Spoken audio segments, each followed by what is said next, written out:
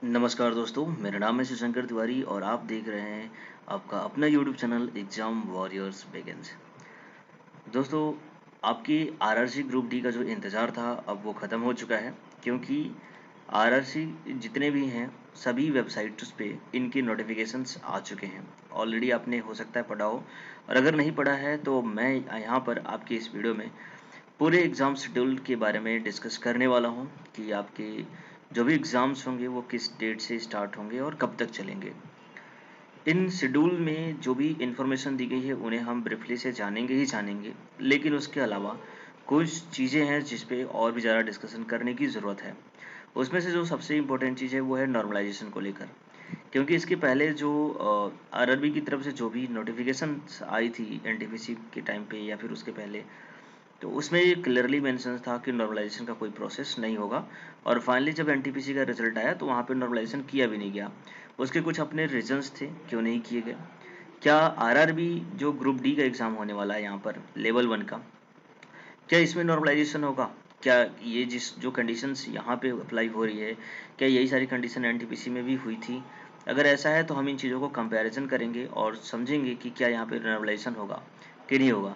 Actual में notification में इस चीज़ के ऊपर ऐसा कुछ डिस्कशन नहीं किया गया है, बट हम लोग इस चीज़ को समझने की कोशिश करेंगे कि नॉर्मलाइजेशन कब होता है और क्यों होता है। ठीक है, बाकी की जो इन्फॉर्मेशन है जैसे कि सिटी इंटीमेशन की बात करें, यहाँ पे शायद ये एन नहीं होना चाहिए।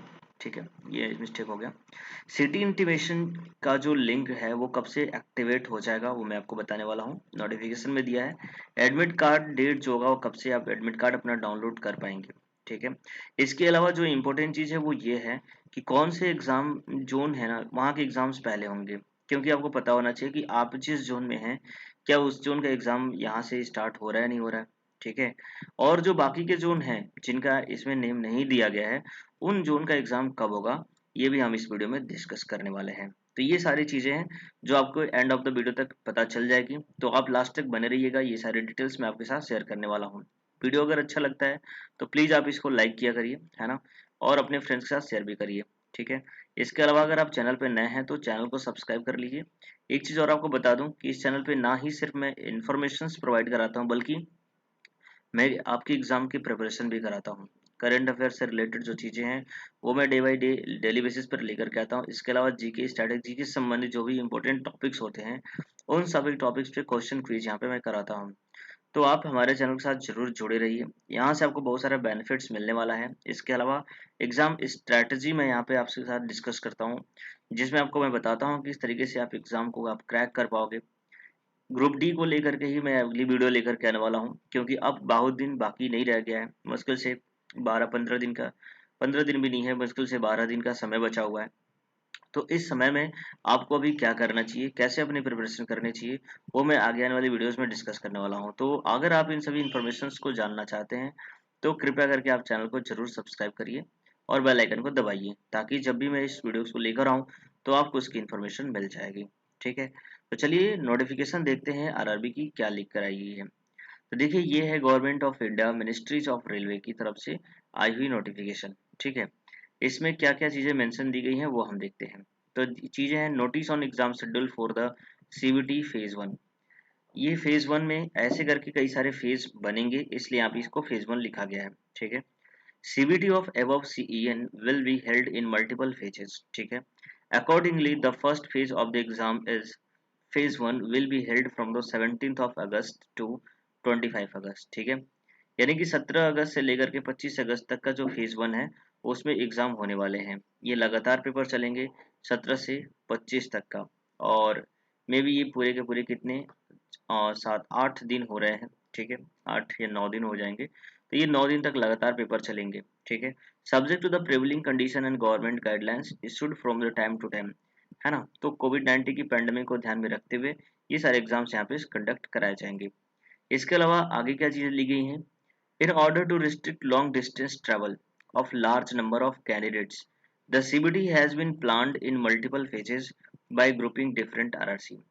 देखो इनका जो पहले का नोटिफिकेशन था उसमें इन्होंने कहा था कि हम जो एग्जाम्स है ना वो एक ही दिन में करा लेंगे, लेकिन क्योंकि नंबर ऑफ कैंडिडेट्स इतने ज़्यादा हैं, और दूसरी चीज़ ये भी ध्यान में रखना है कि इनको लॉन्ग डिस्टेंस पे कैंडिडेट को सेंड नहीं करना है, क्योंकि उसमें भी प्रॉब्लम्स होती है। अगर किसी कैंडिडेट को 1000 किलोमीटर, 1500 किलोमीटर इतना ज़्यादा डिस्टेंस दे दिया जाता है, इवन दैट 500 किलोमीटर का भी डिस्टेंस दे दिया जाता है, तो वहाँ जा कर के रुकना और एग्ज़ाम देने में काफ़ी ज़्यादा दिक्कत होती है, पैसे भी खर्च होते हैं और टाइम भी वेस्ट होता है। ऐसे में आरआरबी का ये प्लान है कि लॉन्ग डिस्टेंस को कम किया जाए, इसलिए इन्होंने मल्टीपल फेजेस बनाए हैं, जिसमें कम बच्चे को मतलब कुछ आरआरबीज के ही कैंडिडेट को एक साथ एग्जाम कराए जाएंगे और वो उनके अपने local areas near about under 500 kilometres के अंडर में ये लोग सेंटर देने की कोशिश करेंगे। ठीक है, तो ऐसे में जो फेज 1 है will be held in various cities all over the India for a group comprises of the three RRCs, namely east central railway, ठीक है, साउथ सेंट्रल रेलवे और वेस्टर्न सेंट्रल रेलवे। ठीक है, तो इस तरीके से ये तीन जो आरआरसीज हैं वहाँ के ही एग्जाम होने वाले हैं। हालांकि इन्होंने लिखा है कि इन एग्जाम्स के जो होंगे cities all over the India होंगे। ठीक है, तो देखते हैं कि अभी जब एडमिट कार्ड आएगा या फिर जब सिटी इंटीमेशन जो कि 9 तारीख से स्टार्ट है वो मैं बताऊंगा आपको, तो उसमें देखते हैं कहाँ तक सेंटर भेजा जा रहा है।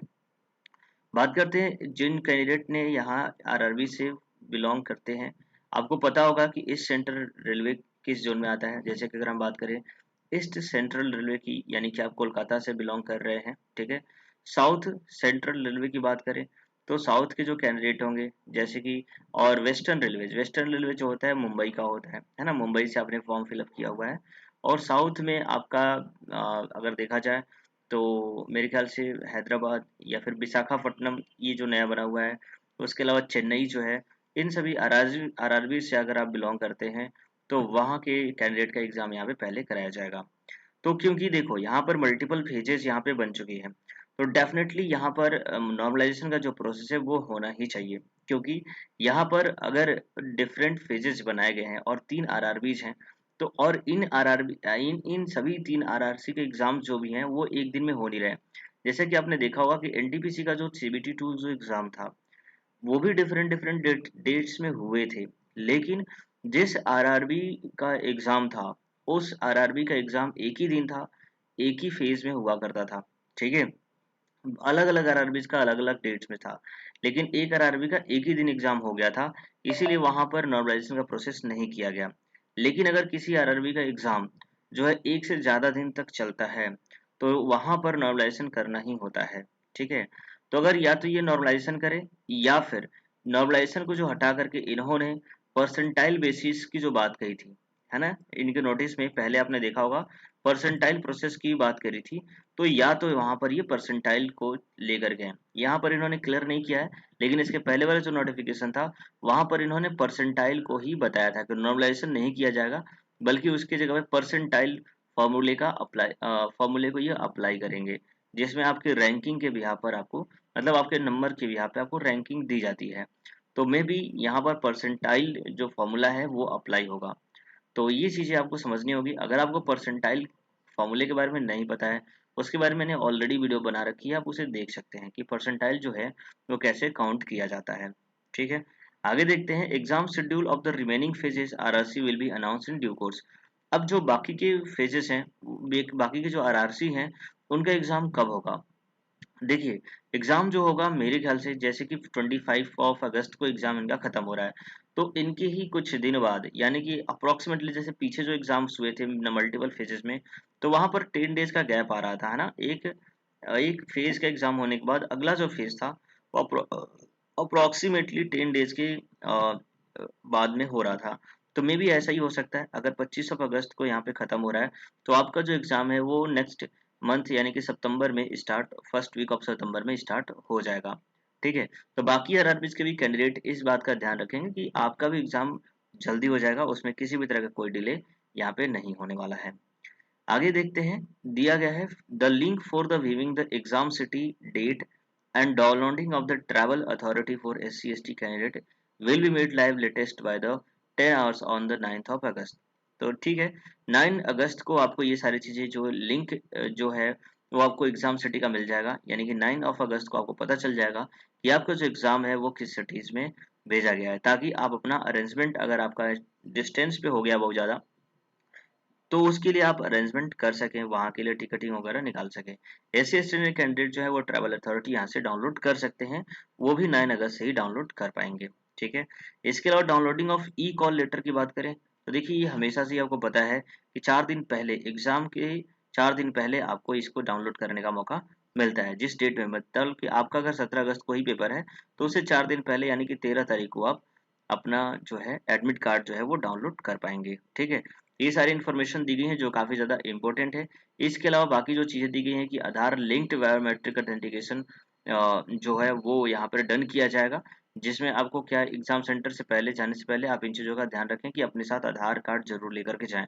एक और इन्फॉर्मेशन आपको यहाँ पे देना चाहूँगा कि आपका आधार अगर लॉक्ड है, क्योंकि बहुत सारे कैंडिडेट जो होते हैं अपने आधार कार्ड को लॉक करके रखते हैं, तो देखिए आप पहले से ही अनलॉक करके रख लीजिए, क्योंकि वहाँ पर आपको साथ फिर प्रॉब्लम होती है। अगर जिसका जिसका लॉक्ड होता है उसे अनलॉक करवाना पड़ता है, उसमें आपको वहाँ पे पैसे खर्च होते हैं, तो कहीं ना कहीं आपके लिए थोड़ी सी प्रॉब्लमेटिक हो जाती है।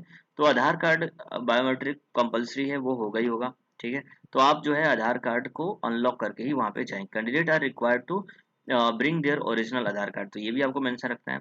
आपको अपना ओरिजिनल आधार कार्ड लेकर जाना है। अगर आपने कहीं से प्रिंट करवा लिया है और वो एज अ डुप्लीकेट है तो आपको वहाँ पे हालांकि प्रॉब्लम होगी, आपको डाउनलोड करवाना पड़ेगा अलग से। ठीक है। तो इन सभी चीज़ों से बचने के लिए आपको ज़रूरी है कि इन सारी बातों का आप ध्यान जरूर रखें।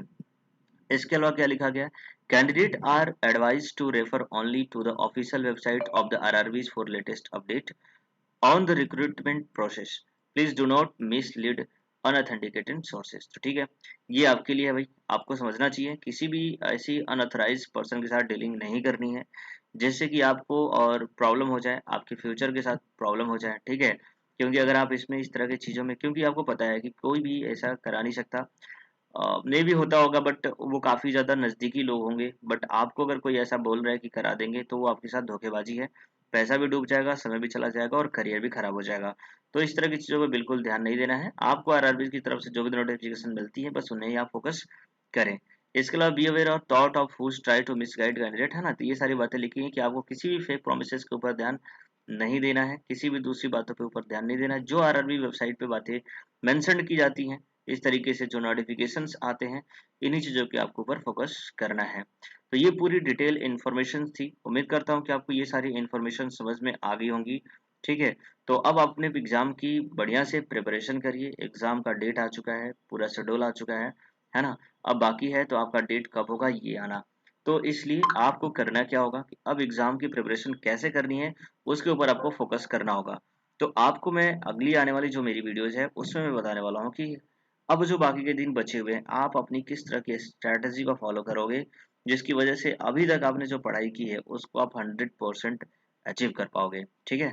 तो उस स्ट्रैटेजी को अगर आप देखना चाहते हो डेफिनेटली चैनल को सब्सक्राइब करिए और बेल आइकन को प्रेस करिए। कुछ ही टाइम बाद मैं वो वीडियो लेकर के आने वाला हूँ, तो आपको मिल जाएगा। ठीक है। तो चलिए, आपका दिन शुभ रहे। जय हिंद, जय भारत।